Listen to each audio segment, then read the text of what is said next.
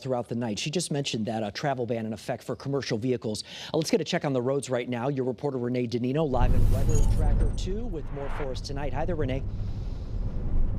Hey, good evening to you. Now, we're traveling, just to let you know where we are, 95 southbound. We're in Brantford right now, but we started off earlier through New London County, Middlesex County, and it is coming down right now. We just passed some service centers, which are still open, which is good news because of that commercial travel ban in effect.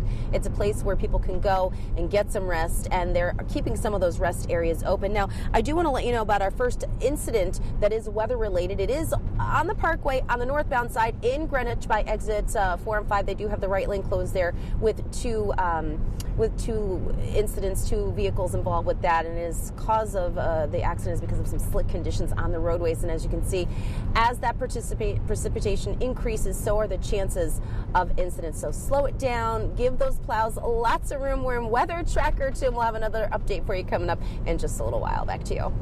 Thanks, Renee.